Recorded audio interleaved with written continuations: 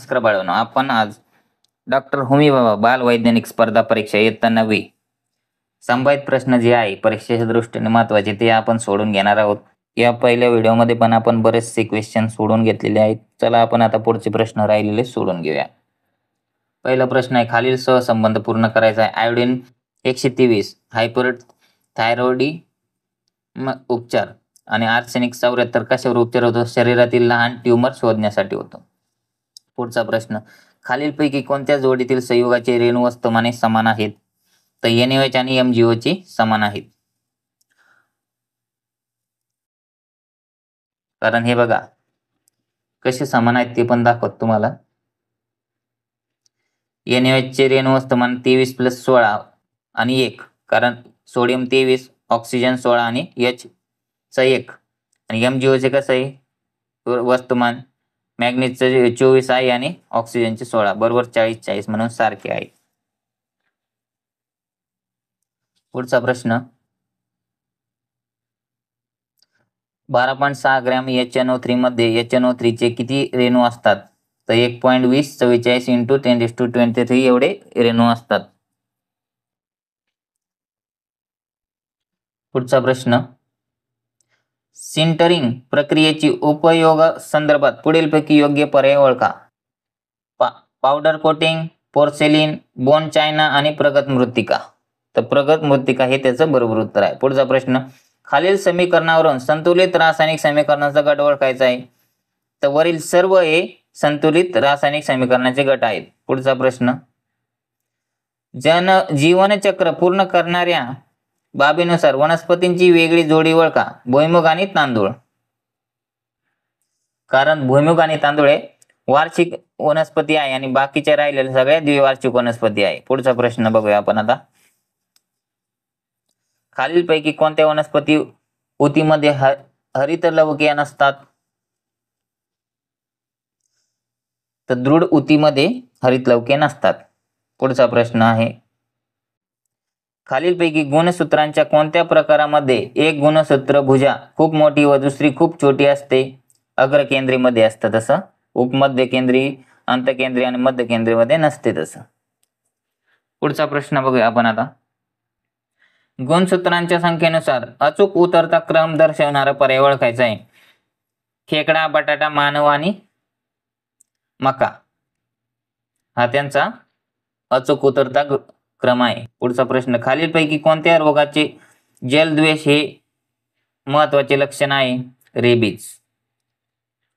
पुढचा प्रश्न बघूया आपण. खालीलपैकी कोणते श्वेत रक्तकणिकांचे प्रकार आहेत? तर इओसिनोफिल, दुसरा आहे लिम्फोसाइट्स, तिसरा आहे न्यूट्रोफिल आणि चौथा आहे मोनोसाइट्स.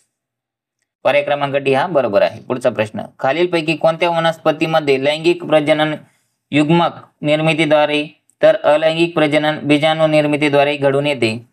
तर रिक्सिया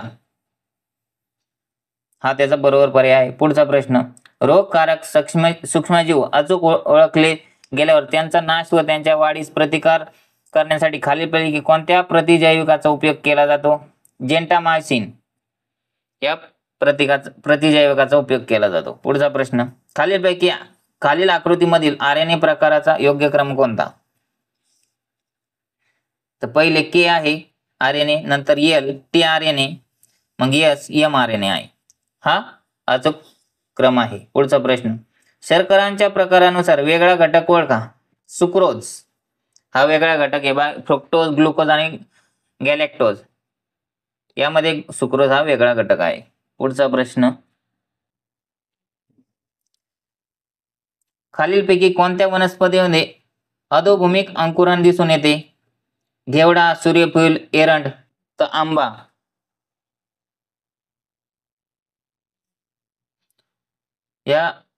यामध्ये अधोभूमिक अंकुरण दिसून येते. पुढचा प्रश्न, खालीलपैकी कोणत्या आजाराचे निदान करण्यासाठी इलेक्ट्रोफोरेसिस चाचणी करण्यात येते? सिकल सेल ॲनेमिया जर असेल तर खालीलपैकी एक इलेक्ट्रोफोरेसिसची चाचणी करण्यात येते. पुढचा प्रश्न बघूया आपण आता.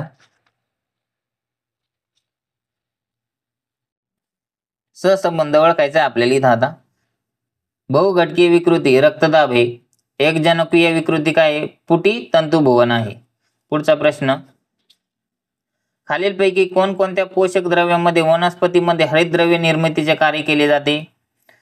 लोह आणि मॅग्नेशियम यामध्ये हरितद्रव्य निर्मितीचे कार्य केले जाते. पुढचा प्रश्न, सूर्यफूल व रुई या वनस्पतींच्या पानांची मांडणी अनुक्रमे कोणत्या प्रकारची असते?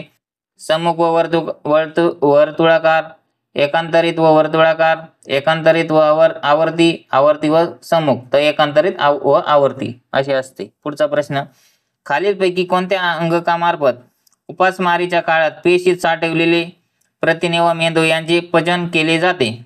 लयकारिका हा बरोबर पर्याय आहे. पुढचा प्रश्न, ऊती संवर्धनासाठी खालीलपैकी कोणती माध्यमे वापरली जातात? PRS द्रवरूप, अगार जेल आणि स्थायी रूप. पुढचा प्रश्न, खालीलपैकी कोणत्या हालचाली वनस्पतीमधील वृद्धी संलग्न हालचाली आहेत? वरील सर्व अनुवृत्ती, प्रकाशन वृत्ती, जलन वृत्ती आणि गुरुत्वान वृत्ती. पुढचा प्रश्न बघूया आपण आता. खालील दिले जीवाणूंच्या आकृतीचे निरीक्षण करून कोणत्या जीवाणूमुळे अनुक्रमिक कॉलरा व धर्मात हे रोग होतात हे ओळखा? तर S व P, S आणि P यामुळे होतो. खालीलपैकी धोकादायक कचऱ्याची अचूक जोडी ओळखा? आर्सेनिक, कॅडमियम, काचेच्या वस्तू, खराब झालेले मोबाईल, सिरियम आणि बेरियम. 141 आणि 140 ही धोकादायक कचऱ्याची जोडी आहे. पुढचा प्रश्न, वनस्पतीच्या वर्गीकरणाच्या विभागानुसार वेगळा घटक ओळखा?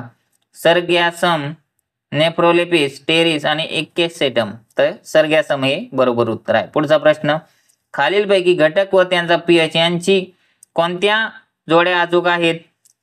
पहिला आहे रक्त pH 7.4, दुसरं मूत्र 6.0, जठरस pH 1 आणि लिंबूरस pH 10.5.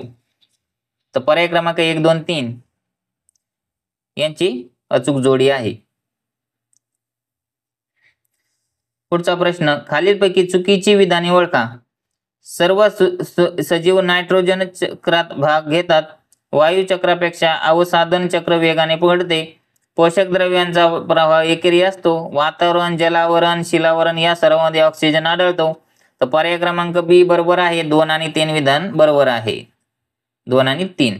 2 काय आहे? वायू चक्रापेक्षा अवसादन चक्र वेगाने घडते आणि पोषक द्रव्यांचा प्रवाह एकेरी असतो.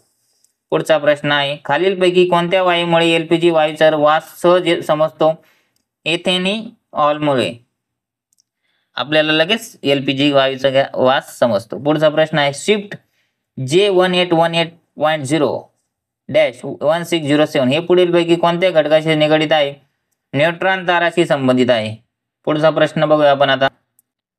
मानवी शरीरातील खालील अवयवांचा त्यांच्या वजनानुसार अचूक चढता क्रम ओळखा? तर फुफ्फुसे, मेंदू, यकृत आणि त्वचा.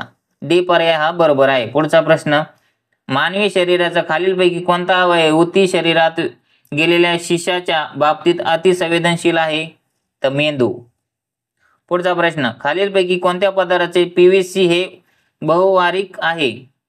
Vinyl chloride.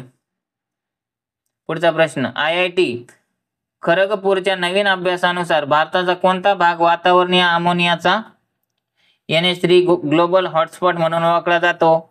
इंडो गॅझेटिक पठार हा अमोनियाचा हॉटस्पॉट समजला जातो.